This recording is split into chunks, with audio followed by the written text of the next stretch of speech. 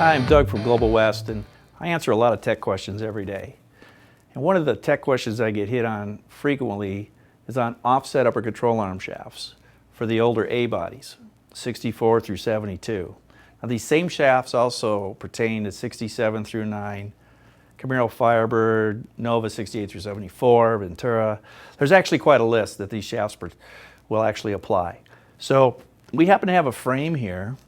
It's a Chevelle frame that we're going to use to kind of demonstrate how these upper control arm shafts go onto the frame and what you're going to do to help your alignment out in reference to using these offset shafts. So first, let's describe what is an offset shaft. Well, the one on your right is going to be, it's got an offset in it. If you do the center line of the shaft and then where the bushings go, you'll see that it's offset. Now the one on your left, if you'll look at it, it's straight all the way. And that's standard, which comes on your tubular arms, your stock arms. All of them usually have straight shafts. The offset is actually used as a problem solver for alignment. Okay, so let me show you where these offset shafts go, or where the shims are, and how this works. So on this Chevelle frame, we happen to have a tubular upper control arm here. It's one of our G+, and they come with straight shafts. And this is where your alignment shims go when you set these things up. So what you would have a situation here is for the offset. Let me show you how those would install. Instead of having this straight shaft right here,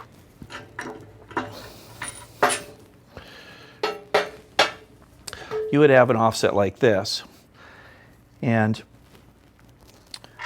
there's a curvature right here. I don't know if you can see that, but that's machined into the shaft, and so that when these are assembled and installed, they'll go right up against the frame right here. And if you'll notice, you see how this offset is pushing the upper control arm. It's going to push the arm outward versus a stock shaft. You can see how there's quite a bit of difference there. Okay. So basically the reason why you would run an offset shaft in this particular case is if you have a saggy frame, for example.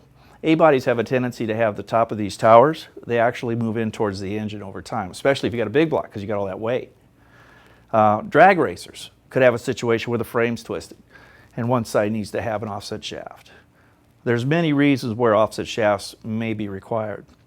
So when you have a situation like in the frame sag, you need to have them out further to get your camber. So this offset shaft, when it pushes all the way over, is going to give you an extra 1.5 degrees of camber. And that might be just enough to get you into alignment without having to do a frame straightening or pulling or whatever you need to do there. So there's other advantages, though, to running an offset control arm shaft. And this comes to performance alignment.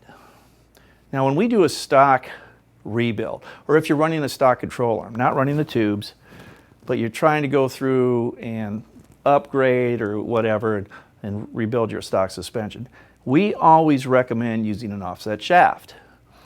Now, the main reason why we want to do that is because we can improve the alignment with an offset shaft, even though your frame may be totally fine.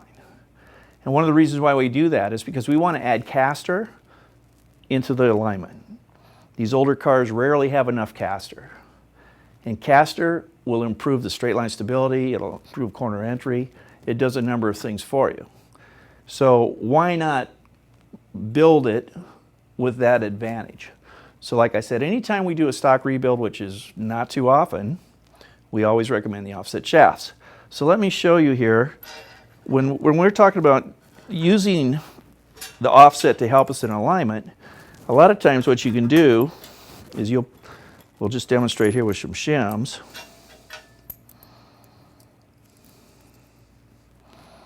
For example, you see how we're able to put a lot more shims in this back bolt versus the front bolt here? Well, because of this offset, that gives you more positive camber. When you add shims, it pulls the ball joint in, giving you negative camber. Well, because we have this offset, by moving the shim pack to the rear and shifting this accordingly, we're able to add caster as well as get our negative camber. So there's a lot of benefits here to running this offset shaft. You know, just because you have a camber issue doesn't mean that you have to have everything equal. You can adjust accordingly. So the offset shaft becomes a major benefit in any time of standard rebuild. We can also use these offset shafts in situations in our tubular arms. Like for example, let's say that your towers have sagged in. Okay, we have caster already built in the tubular arm. Our Chevelles, for example, or A-bodies, have 5.5 degrees built into them. Our Camaro Firebird arms have 6 degrees built into them. So you're not going to need the offset shaft for caster, you know, but you might need it for camber. So if you have a situation where, again, where the towers have pulled in at the top, and you know, you've got a lot of negative camber and you can't get rid of it, when you order a tubular arm like from us, you can request an offset shaft.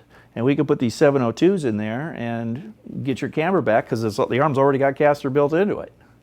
So again, these 702 shafts, or the offset shaft, is a very positive thing to use in any type of rebuild. Now, one other thing about these offset shafts, I have a lot of questions about, well, which side how do I install it? Which way does it go? So what we've done is we have Global West right here engraved in the shaft. When you assemble this and put it on the car, the Global West should be on the engine side. You should be able to read it. And that way, when you install this on the frame, you'll have it going the right direction. And that's all there is to it.